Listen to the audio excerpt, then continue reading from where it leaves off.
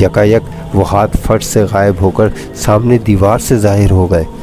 ان کی لمبائی بھی بڑھ گئی تھی اور وہ محسن کو پکڑنے کی کوشش کر رہے تھے۔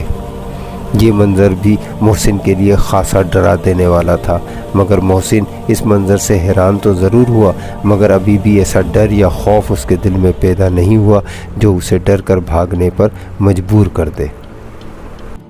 وہ مزید دیکھنا چاہتا تھا کہ آگے اس کے لیے اور ایسا کیا ہے جس سے وہ حیران ہو یا ڈر کر بھاگ جائے۔ فرش اور دیوار سے نکلتے ہاتھ اب غائب ہو چکے تھے۔ برابر کے کمرے سے اسی وقت کچھ آوازیں آنے لگیں۔ محسن اب اس طرف چل پڑا جہاں اسے ایک کالی بلی نظر آئی جو محسن کو گھور رہی تھی۔ محسن بھی تجسس سے مجبور ہو کر اسے دیکھنے لگا۔ کمرے میں ایک تو اندھیرا، اوپر سے کھڑکی سے جھانکتی ایک خوفناک بلی جو محسن کو ہی گھور رہی ہو۔